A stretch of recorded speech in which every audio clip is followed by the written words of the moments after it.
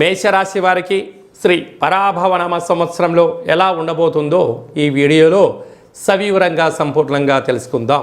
మేషరాశిలో ఏ నక్షత్రాలు వస్తాయనగా అశ్విని నక్షత్రంలోని 4 పాదాలు, భరణి నక్షత్రంలోని 4 పాదాలు, కృత్తికా నక్షత్రంలోని 1 పాదం కలిపితే మేషరాశి. రాశాధిపతి కుజభగవానుడు. ఈ సంవత్సరం మంత్రివర్యులు కూడా కుజుడే. కానీ మేషరాశి వారికి ఒకవైపు ఏళ్లనాటి శని ప్రారబ్ధ సంచార స్థితిలో ఉండినను మంత్రివర్యులు కుజుడు అవ్వడం వలన వీరికి పట్టిందల్లా బంగారం అవుతుంది అనేటువంటిది మేషరాశి జాతకులు బాగా గుర్తుపెట్టుకోగలగాలి.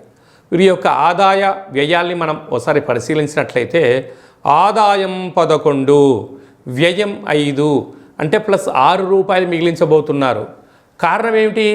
ఇప్పుడే శని భగవానుడు వీరికి ఏలనాటి శని ప్రారంభమైపోయి సంవత్సరం అవ్వడం వలన ఏది సత్యము, ఏది అసత్యము, ఏది ధర్మము, ఏది అధర్మమో తెలుసుకొని నియమ నిష్టల ద్వారా, సత్ప్రవర్తన ద్వారా వీరికి ఈ సంవత్సరము అంతా ఐశ్వర్య భోగదాయకమే అని చెప్పి గమనించగలగాలి.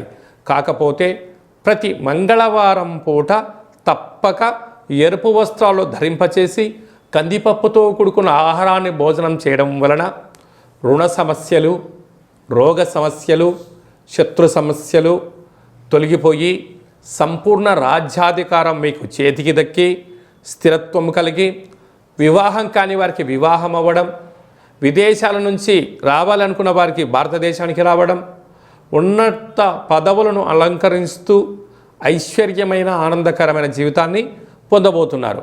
అలాగనే 2వ స్థానాధిపతి శుక్రభగవానుడు అవ్వడం వలన, ఆయన సస్యాధిపతి అవ్వడం వలన నూతన వస్త్రాలు, బంగారు ఆభరణాలు, క్రయ విక్రయాలు యోగదాయకం. 3య స్థానంలో రాజు దేవగురు బృహస్పతి సంచరించడం వలన తల్లిదండ్రులతో, గురువులతో సఖ్యతగా ఉండడం వలన స్థిరచరాస్తులు, వంశ పారంపర్య ఆస్తులతో మీరు విజయాన్ని సాధించబోతారు.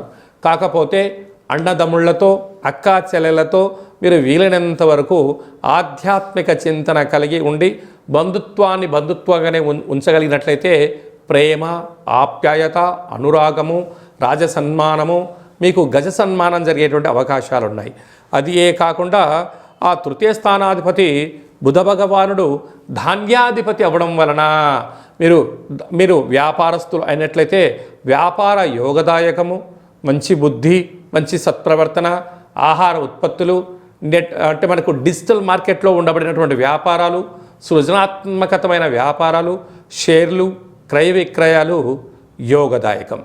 అలాగనే 5వ స్థానాధిపతి చంద్రభగవానుడు అవ్వడం వలన ఈ చంద్రుడు సైన్యాధిపతి, అర్ఘ్యాధిపతి, మేఘాధిపతి అవ్వడం వలన మీరు క్రియాశీలకమైనటువంటి పదవులలో అలంకరించడం, మీరు లేకపోతే ఆ సంస్థలలో క్రియాశీలకమైనటువంటి పదవులకు మీరు అలంకారం తీసుకొచ్చే స్థితిలో ఉండడం వలన మిమ్మల్ని అందరూ గౌరవించడం, మీకు ఎనలేనటువంటి కీర్తి ప్రతిష్టలు సొంతమవుతాయి. అలాగనే 6వ స్థానాధిపతి రవి భగవానుడు విశేషమైనటువంటి రసాధిపతి అవ్వడం వలన, అలాగా రాజకీయాలలో ఉండబడిన వారు వీరి యొక్క మాటలతో రసమాధుర్యమైనటువంటి సంగీత, సాహిత్య, నృత్య, కళా సేవా రంగంలో ఉండబడిన వారు, ప్రభుత్వ రంగాలుగా ఉండబడిన వారు వీరి యొక్క జీవితము మధురానుభూతికి రాబోతుంది. అలాగనే 7వ స్థానాధిపతి బుధ భగవానుడు వీరికి ధాన్యాధిపతి అవడం వలన అభివృద్ధి, ఆహారము, ఎక్స్పోర్ట్స్, ఇంపోర్ట్స్ బిజినెస్లలో తిరుగులేని చక్రవర్తులు కాబోతున్నారు. అలాగనే వీరికి 7వ స్థానాధిపతి శుక్రభగవానుడు సస్యాధిపతి అవ్వడం వలన వస్త్రాలు, ఆభరణాలు, సువర్ణపు వస్తువులు, షేరు, క్రయ విక్రయాలు యోగదాయకం. రాశాధిపతి అష్టమాధిపతి కుజభగవానుడు అవ్వడం వలన వీరు ఈ సంవత్సరము 2 డేట్లు బాగా గుర్తుపెట్టుకోగలగాలి. కారణం ఏమనగా వీరి యొక్క జన్మ నక్షత్రము తిథి వచ్చినటువంటి రోజున చాలా జాగ్రత్తగా ఉండాలి. అది 16/5/2026 వైశాఖ మాస బహుళ అమావాస్య. కనుక ఆ రోజు ఎలాంటి ముఖ్యమైన పనులు వాయిదా వేసుకోగలిగితే 90% ప్రమాదాలను, ఆపదలను, నివారించే పరిస్థితి ఉంటుంది. 24వ తారీఖున కార్తీక మాస పూర్ణిమ కృత్తికా నక్షత్రం అవ్వడం వలన ఆ రోజు మహాదేవుడి యొక్క స్మరణ దీపం వెలిగించడం వలన సకలమైన సమస్యలు కూడా తొలగిపోతాయి. అదియే కాకుండా భాగ్యాధిపతి దేవగురు బృహస్పతి అవ్వడం వలన వివాహం కాని వారికి వివాహం అవ్వడం, సంతానం లేని వారికి సంతానం కలగడం, స్థిరాస్తులు చరాస్తులలో ఐశ్వర్యానికి ఆనందానికి కొలత లేదు అని చెప్పి గుర్తు పెట్టుకోగలగాలి.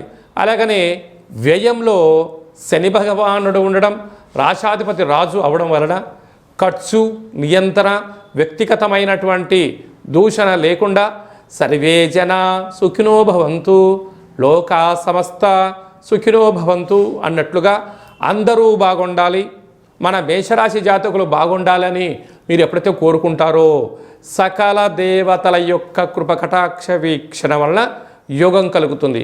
అదియే కాకుండా వీరి రాశాధిపతి కుజభగవానుడు అవ్వడం వలన వీరికి ఈ సంవత్సరము హృదయానికి సంబంధించిన లంగ్స్లో ప్రాబ్లం కానీ, గుండెపోటు కానీ, రక్తహీనత లాంటి వ్యాధులు కలిగే అవకాశాలు ఉంటాయి.